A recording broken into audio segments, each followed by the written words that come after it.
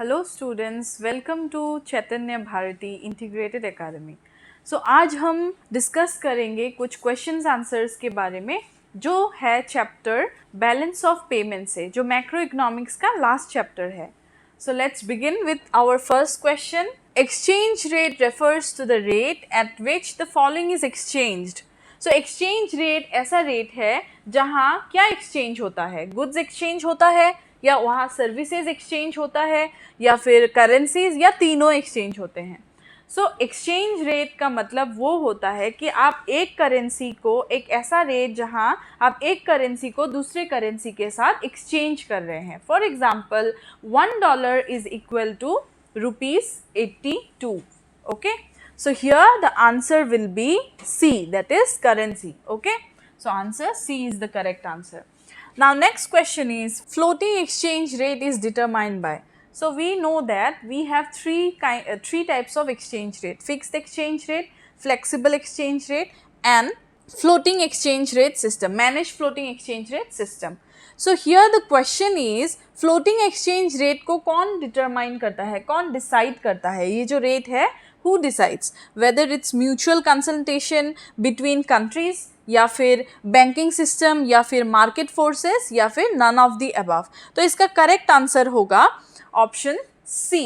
क्यों? क्योंकि market forces. सो floating exchange rate को फ्लेक्सिबल एक्सचेंज रेट भी बोला जाता है। Okay, so don't confuse with manage floating exchange rate and floating exchange rate. सिर्फ फ्लोटिंग एक्सचेंज रेट अगर दिखा तो that is flexible exchange rate. Okay, I hope it's clear. Then come to question number 3. Managed floating exchange rate is called managed because it is influenced by the steps taken by. Managed floating exchange rate जो system है, that is the third type of exchange rate, उसको manage क्यों कहा गया है? क्योंकि ये किससे इन्फ्लुएंस होता है, किसके स्टेप से इन्फ्लुएंस होता है। So manage floating exchange rate is called managed because it is influenced by the steps taken by government और सेंट्रल बैंक और वर्ल्ड बैंक और IMF. So the correct answer here will be option B, that is central bank. So I hope it's clear. Now let's move to question number 4. When exchange rate in terms of domestic currency rises, जब हमारा exchange rate in terms of domestic currency rise होता है तो इसका मतलब क्या है कि हमारा जो डोमेस्टिक करेंसी है उसका वैल्यू डेप्रिशिएट हो गया है। I hope it's clear. तो जब हमारा करेंसी डेप्रिशिएट हो गया है तो it becomes cheaper for the foreign country to import goods from our country. So तब हमारा मतलब इफेक्ट क्या होगा, हमारा जो एक्सपोर्ट्स है वो इंक्रीज हो जाएगा, हमारा एक्सपोर्ट्स इंक्रीज होगा। Okay, that means what? Exports become cheaper. हम जो भी एक्सपोर्ट करने वाले हैं बाहर कंट्री में, so that will become cheaper. Now let's come to question number 5. When exchange rate falls in terms of domestic currency, what will be the effect? Domestic currency depreciate होता है या फिर फॉरेन करेंसी अप्रिशिएट होगा या फिर domestic currency appreciate होगा या फिर डोमेस्टिक करेंसी में कोई इफेक्ट ही नहीं होगा। What is the question? जब एक्सचेंज रेट फॉल होता है in terms of domestic currency, इसका मतलब जब हमारे डोमेस्टिक करेंसी का वैल्यू एप्रिशिएट होता है। Okay, so the domestic currency appreciates in this case. So now let's come to question number 6. In the foreign exchange market, foreign exchange market एक ऐसा market है जहां foreign exchanges bought and sold किए जाते हैं। So what is the question? In the foreign exchange market that market price of $, rises from 60 to 61. इसका मतलब है कि पहले $1 ₹60 था, अब क्या बन गया है? $1 इज इक्वल टू ₹61. सो इसका मतलब क्या है? पहले हमें $1 के लिए 60 रुपीज़ देना पड़ता था, अभी हमें सेम $1 के लिए हमें 61 रुपीज़ देना पड़ रहा है। सो इट मीन्स रूपी हैज़ डेप्रिशिएटेड और $, हैज़ एप्रिशिएटेड और both A and B and none of the above. So here the correct answer will be option C. Okay, option C. इसका मतलब क्योंकि हमें ज़्यादा रुपी देना पड़ रहा है for the same $1, that means हमारा जो रुपी का वैल्यू है वो कम हो गया है। ओके, दैट मीन्स इसका अपोजिट हुआ, $, एप्रिशिएट कर रहा है। I hope it's clear till now. So let's come to the next question, that is question number 7. The rate which is determined by the government is known as, अच्छा कौन सा rate है जो government determine करता है? सो कौन सा rate है जो, कौन सा एक्सचेंज रेट है जो गवर्नमेंट डिसाइड करता है, उसको क्या बोलते हैं? फ्लेक्सिबल एक्सचेंज रेट बोलते हैं, या फिक्स्ड एक्सचेंज रेट बोलते हैं, या फिर फ्लोटिंग एक्सचेंज रेट, या none of this. So here the correct answer is option number B. This is called fixed exchange rate system. So now let's come to question number 8. The exchange rate at which demand for foreign currency becomes equal to its supply is called, इनमें से इसका मतलब demand, जो foreign currency का demand है वो equal है it's supply. सो इसका करेक्ट आंसर कौन सा होगा? Equal rate of interest rate, mint parity, या फिर इक्विलिब्रियम एक्सचेंज रेट, या फिर ऑल ऑफ दिस. तो हमें पता है जब डिमांड और सप्लाई किसी भी चीज़ का इक्वल होता है तो उस सिचुएशन को बोला जाता है equilibrium point. So here also the exchange rate at which demand for foreign currency is equal to its supply is called equilibrium exchange rate. Okay. Now question number 9. Due to depreciation of foreign currency के value decrease होने के वजह से the supply of foreign currency in domestic economy will. तो जब foreign currency का depreciation होगा, मतलब उसके currency के value decrease होगा, तो उसमें फॉरेन करेंसी में क्या इफेक्ट होगा, सप्लाई में क्या इफेक्ट होगा, फॉरेन करेंसी का जो सप्लाई है डोमेस्टिक इकोनॉमी में कैसा इफेक्ट आएगा? सो आप बताइए. ऑप्शन नंबर ए है इट विल इंक्रीज, और इट विल नॉट चेंज, और इट विल आइदर इंक्रीज या डिक्रीज, या फिर ये डिक्रीज होगा. So here the correct option will be decrease. Okay. So जो सप्लाई ऑफ फॉरेन करेंसी है इन द डोमेस्टिक इकोनॉमी वो डिक्रीज होगा जब फॉरेन करेंसी डेप्रिशिएट होगा. So I hope it's clear. Question number 10. When the exchange rate rises due to manage floating it is called. जब exchange rate में rise होता है, increase होता है, क्यों, किसके वजह से? Not because of market forces but because of manage floating. So then it is called devaluation. Okay, I hope it's clear. It is not called depreciation. So confuse हो जाते हैं बच्चे depreciation और devaluation के बीच. depreciation कब होता है? जब exchange rate rise होता है due to the market forces. Okay, demand and supply के वजह से. But because of this managed floating अगर हो रहा है RBI के influence के वजह से, then it is called devaluation. Now let's come to next question. A change from rupees 140 is equal to $2 to rupees 60 is equal to $1 indicates that rupees is. देखो change हो रहा है, पहले कितना था? $2 is equal to 140 rupees to 60. अभी कहाँ कितना हुआ है? change कितना हुआ है? 60 rupees is equal to $1. So it indicates that rupees is appreciating, depreciating, या neither A nor B, या फिर either A or B. So the correct answer of this question is appreciating. Okay, appreciating. क्यों? क्योंकि रुपी अभी हमें कम देना पड़ रहा है. Okay, so this is not $2 actually. This should be $1. I'm sorry for that. This should be $1. That means what? पहले हमें $1 के लिए हमें 140 रुपीज़ देना पड़ता था. फॉर एग्जाम्पल अभी हमें सेम $1 के लिए कम रुपी देना पड़ रहा है. That means what? हमारा जो करेंसी का वैल्यू है वो इंक्रीज हो गया है.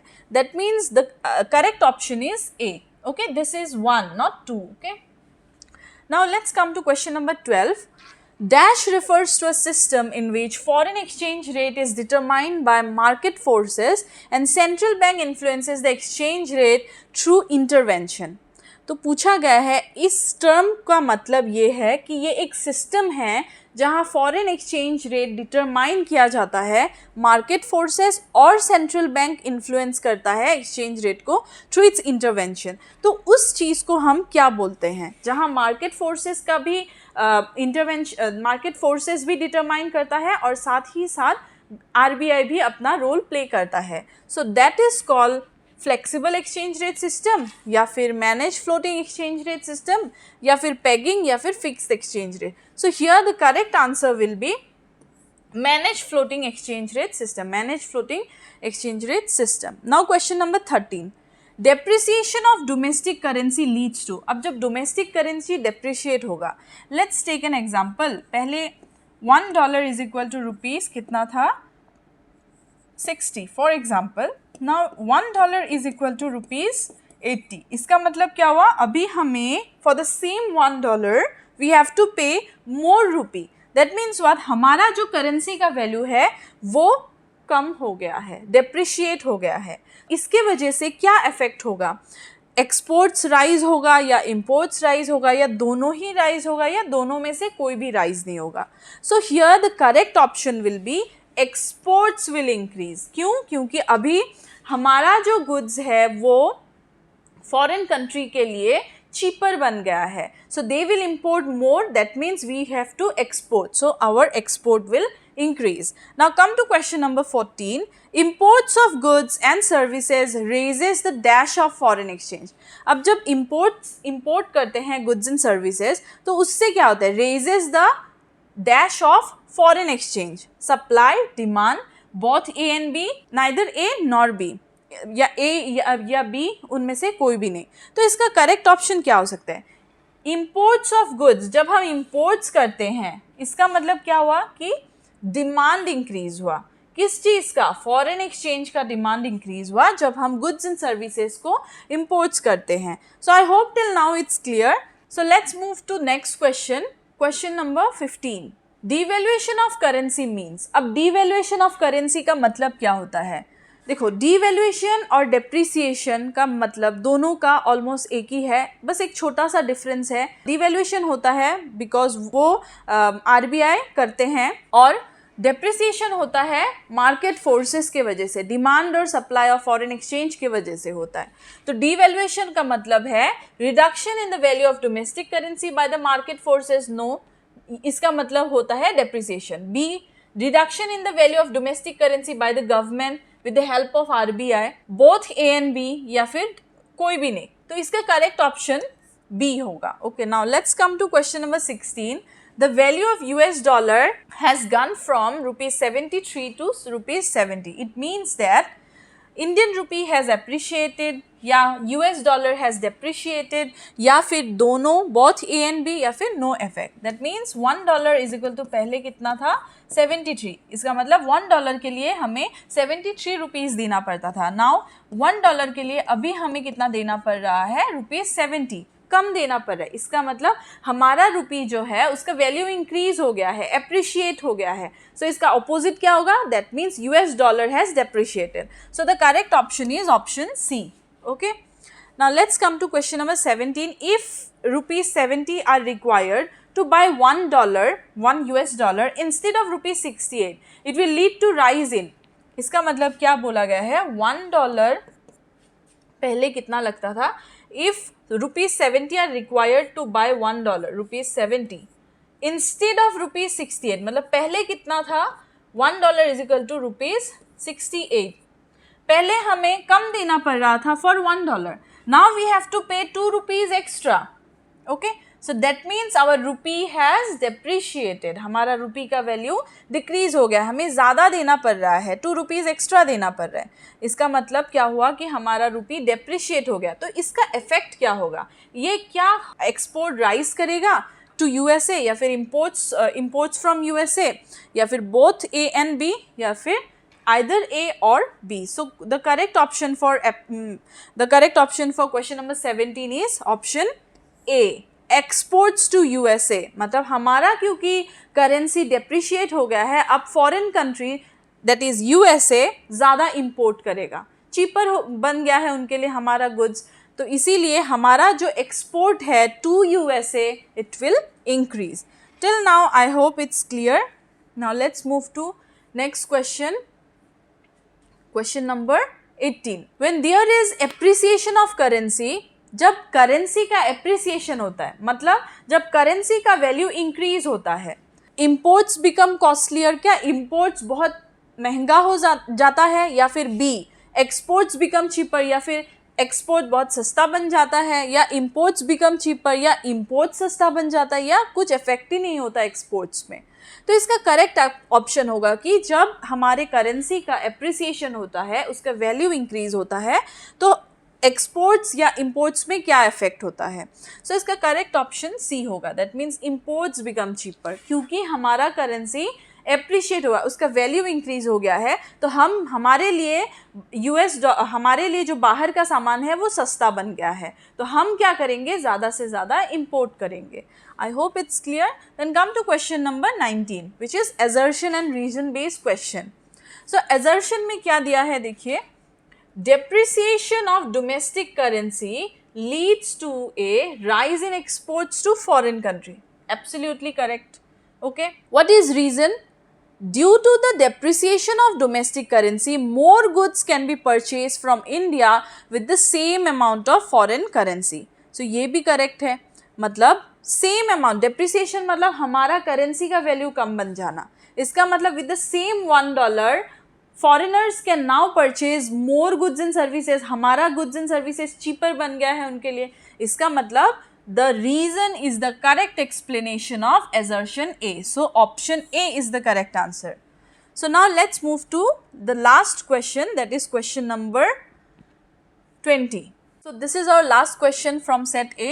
assertion में दिया है कि appreciation of domestic currency means rise in the price of the domestic currency with respect to foreign currency, कि हमारा एप्रिसिएशन ऑफ डोमेस्टिक करेंसी मतलब रूपी का जब वैल्यू इंक्रीज होता है, इसका मतलब with respect to foreign currency, तब क्या होता है. तो रीजन में ये दिया है कि appreciation leads to an increase in exports. No, this reason is false, because appreciation जब होता है तब हमारा इंपोर्ट्स इंक्रीज होता है, not export. So assertion is correct but reason is false. So option will be correct, option will be option C.